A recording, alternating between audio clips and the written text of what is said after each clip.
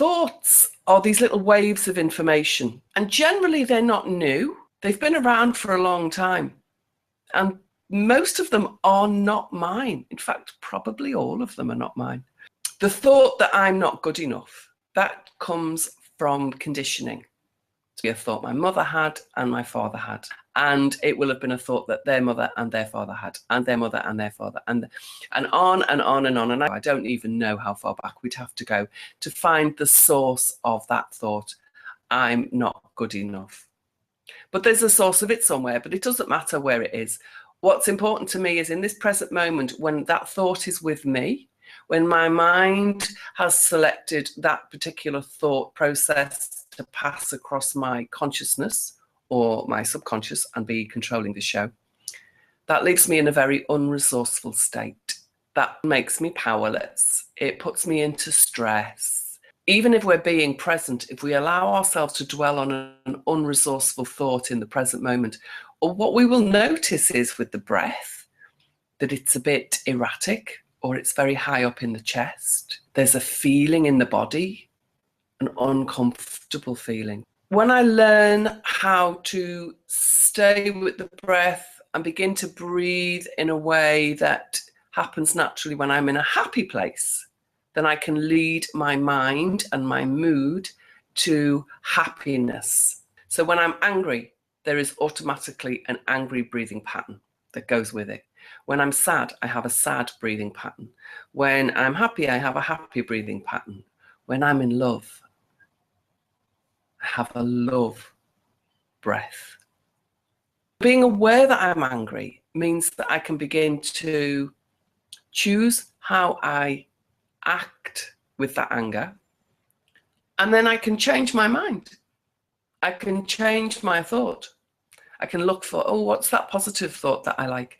This is another yoga practice. It's called Pratipaksha Bhavana, which means other way around attitude. So when you're finding yourself in an unresourceful state, look for the opposite. I want you to, if you've got a pen and a piece of paper, or if not, you're in front of your computer. So open a document or get a pen and a piece of paper. And I want you to write down the 3 states that you go into when you're most stressed out. So do you go to frustration? Do you go to anger? Do you go to sadness? Do you go to disappointment? Do you go to confusion? Do you go to anxiety? Do you go to panic? Do you go to stress? So choose the 3 that you feel are the ones that you most frequently fall into, and write those 3 down. And then when you've done that, when you've written down those 3, I want you to write what's the opposite word for you. So if one is hate, you write love. Or if envy, you could write gratitude. Or in anger, you can write joy. In sadness, you could write glee or bliss or happiness. But we all have our own way of interpreting, that's the word. We all have our own way of interpreting the language, even though there are dictionaries and they describe the words to us. That's not always how we understand the words. So write down the opposite word. For the opposite words, for these positive words, these beautiful states, these things that if you could choose to change your mind and you had a preferred way for your mind to be, how would it be? Maybe one of your states is feeling victimized. So the opposite of that to me would be empowered. Maybe one of your states is feeling lonely. And the opposite of lonely would be lovable or loved. So think really carefully, what are the 3 words, the 3 main states? And you can change this at any time, or you can add to the list. You can do more than 3 if you want to. Maybe one of yours is on the list is I don't like it when people give me instructions. So you could put as your alternative, choosing to take opinions on if I want to and leave them if I don't. So when you look at those 3 positive words, I want you to just write one more thing down. So next to each of the 3 positive words, I want you to put a little, a little clue to a time when you've experienced this. So make it into like the title of a movie. So if there was a movie where you've experienced the feeling of deep success or deep fulfillment or deep love or deep bliss or deep joy, the deepest that you've been with that feeling, just write down the little movie title next to your positive word. So you've got the normal state that you're usually in. You've got your preferred state, which is the opposite of your normal state. And then you've got an example of an experience of the preferred state. I want you to take yourself to the unresourceful state. You know, the first word that you wrote on the list, the negative word that you wrote on the list. If you take yourself to that place now, and if you allow yourself to be in that state. So if you've written anger, think of something that's making you really angry at the moment. If you've written flustered or frustrated or panicked or anxious, think of what is it that makes you feel that way? And really allow yourself to get into the state. So keep thinking about it. So I know, see, for me, I mean, I've got an anxiety about an email that I need to respond to. And I've been waiting since Friday, and it's kind of gets me into this. I'm not sure what it is I want to say yet. I don't feel I've reorganized the information in my head enough to be able to put this in writing, to share it through email with somebody. It would be an essay at the moment, and I need to put it into a short email. So I've got this hat, and so speaking about it, my hands are getting a bit sweaty. I'm feeling a little damper than I was. So I've got to write this email. I've got to get the words down on paper. So when I think about this, it really does, and even my feet are getting hot. It's like every part of me is getting hot. So I'm going into fight, flight, and freeze. And my body is now dropping into the sense of my survival is in danger. And this is all being run at a very unconscious part of this brain part down here called the lizard brain or the reptilian brain. And it just knows if your survival is at risk, I'm gonna start doing stuff. So I'm going to push you into fight or flight so that you can run away really fast and save your own life, so that you can fight and save your own life, or so that you can freeze and whatever is going to be the predator will think that you're dead and will go away, or won't notice that you're there and will go away. So there's the 3 F's, the fight, flight, and freeze. So whenever I start thinking about anxiety, bringing up anxiety around something, this is what's happening in my brain. And in order to run away or fight or to be frozen, I don't need to have all of my really clever faculties here in the prefrontal cortex and the cortex, which are the parts of the brain that are clever, rational, intelligent, got good memory, good at planning, they do all of the organizing. They're often where the soap operas run too, but we can have good soap operas, right? And then I want you to just forget all of that negative stuff. So you've got yourself up to that state. Now just notice your breath. Notice that you're breathing in through the nose or the mouth. Is the breath high up in the chest? So in that anxiety place, for me, my breath feels like it's really high. It's just in this top part of I'm not breathing down in my belly at all. What else? It's very quick. It's very shallow. So if I was going to blow a balloon up with this breath, it would take a long time and a lot of breaths. There's a tension in my jaw I'm aware of. There's tension around my eyes that I'm aware of. So now what are you noticing about what happens when you drop yourself into that state, that unresourceful, stressful state? Okay, naturally, as I choose to let go of it, I just took in a really nice sigh. Did you hear that? A nice, I can let go of that now. So now I'm going to come into the present because I'm here now. I'm not typing the email. I have got to do it soon, but I don't have to do it right now. But so why would I worry about it now? I'm not even doing it. So I can choose to let go of it. So if I look at the opposite of anxiety for me is playful. When I'm in a playful state, and I'm playful and I'm carefree and I'm childlike, that's my opposite of anxiety. So now I'm going to look at the little name of the movie. Now, at the weekend, I was chanting with some children on Hampstead Heath, And it was great. We had so much fun chanting.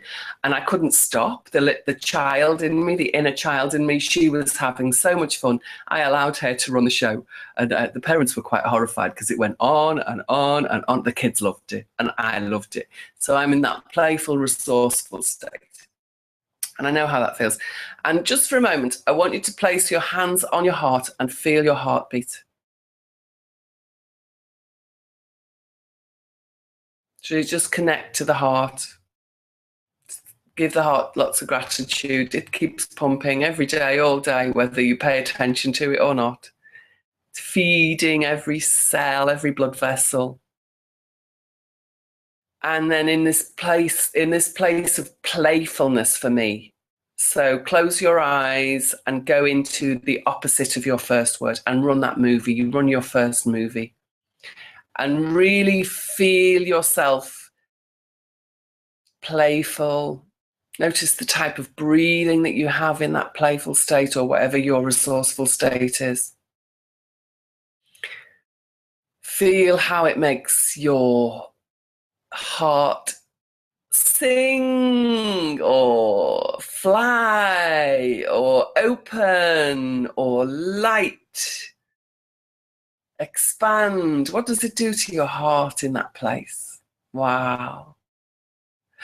And then notice the breath in that place. How deep, how shallow? Is it through the mouth, through the nose? Is it fast or slow? Really embody that place. And then just allow the breath to become a tiny bit longer. So breathe out just for half a second longer and breathing in for half a second longer. So just slow the breath down. So it just takes one inhale and exhale, takes just 1 second longer. Feeling your heart. Great. And then I want you to go to your second movie. So open your eyes and have a look. What was the second movie? So if I think about my second word would be in flow. So when was I in flow? Oh, it takes me back to the same memory actually, but there's a different part of the memory. So as I was chanting, there was a point at which a sound just kept coming and coming and coming, and I wasn't panicking about breathing in or breathing out, or there was no notion of anything except the movement of this sound. And I was the sound. I became the sound, and we flowed. Me and the sound, we flowed together, hand in hand, across the heath, around the ears of these children, just in flow. So for me, it's flow. What's your second movie? Go there, be there, feel it in your heart. Feel the breathing state that's associated with it. Even if you like to, imagine the neurology lighting up. So imagine the neural network, the brain cells that light up in that state. Which part of the brain is active in that state? It's a fabulous part, fabulous feeling, fabulous place to be. In flow, that's mine. What's yours? Really let yourself be there. And if you can turn it up like you've got an amplifier, turn up flow even more. So if it was at a 10, put it on a 10.5. Ooh, notice how that makes you feel.